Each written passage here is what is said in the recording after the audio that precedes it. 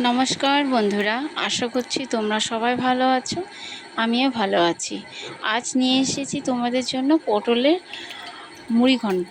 এখানে চাল ভিজিয়ে রেখেছি আর পটল, আলু, পেঁয়াজ, রসুন, আদা সব কিছুকে আমি কেটে নিয়েছি। এখানে এক এক করে গুঁড়ো মশলাগুলো দিয়ে দিয়েছি, লবণ, হলুদ, আর দিয়েছি ধনে গুঁড়ো, লঙ্কার গুঁড়ো, জিরের গুঁড়ো দিয়ে মিশিয়ে রেখেছি।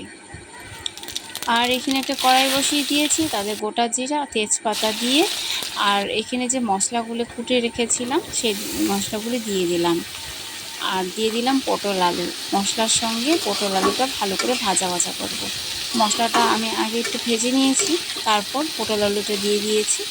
এখন এটাকে ভালো করে ভাজা ভাজা করব, একটু লালচে লালচে করে ভাজবো।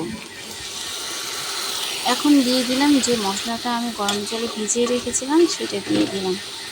দিয়ে ভালো করে এটা মশলাটার সঙ্গে পটল আলুটাকে একটু সময় কষতে দেব। কষা হয়ে গেলে এখানে ভোগ চাউলটা ভিজিয়ে রেখেছিলাম, এখানে আমি ভোগ চাল, গোবিন্দভোগ চাল দিচ্ছি। এখানে যে কোনো ভোগ চাল দিলেও হবে। তো এখানে ভাজা ভাজা হয়ে গেছে। এখন আমি এখানে কিছু অল্প জল দিয়ে দিচ্ছি। আর এই পটলের মুড়িঘণ্টটা এত স্বাদ হয় খেতে। আমার বরমশাই পটলটা একদমই পছন্দ করে না খেতে। একদিন বানিয়ে খাওয়াইছি। তো খাওয়ার পর আমার বরমশাইয়ের এত মুখে লেগে গেছে, বলে যে বারবার যখনই পটল আনে মুড়িঘণ্টটা বানিয়ে দিও।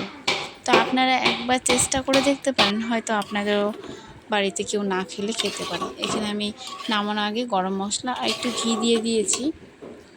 এখানে সম্পূর্ণটা হয়ে গেছে। একটু চিনি দিয়েছি, যারা মিষ্টি খেতে ভালোবাসেন না তারা চিনিটা না দিলেও হবে।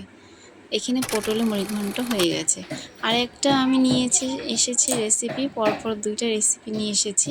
এটা হচ্ছে আমার ঘরে কতগুলি থেকে গেছে, তো আমি এটাকে সিদ্ধ করে নিয়েছি। নামটা ভুলে গেছি, নামটা কী যেন, বটবটি মনে পড়েছে। তো বটবটিটাকে আমি ভালো করে ধুয়ে এখানে সেদ্ধ করে নিয়েছি। সেদ্ধ করে নেওয়ার পর অল্প কয়টা ছিল, ভাবলাম ফেলে দিয়ে কি হবে, যদি একটা নতুন রেসিপি বানানো যায়। এখানে আমি পেঁয়াজ, কাঁচা লঙ্কা, রসুন কেটে নিয়েছি আর এখানে সব কিছু দিয়ে বেটে নিয়েছি। আর এখানে কালো জিরে ফোড়ন দিয়ে বটবটিটা এখানে দিয়ে দিয়েছি আর লবণ হলদি দিয়ে ভালো করে ভাজতে শুরু করেছি। কালো জিরে ফোড়ন দিয়েছি, কালো জিরে ফোড়ন দিয়ে ভালো করে ভাজা শুরু করে দিয়েছি।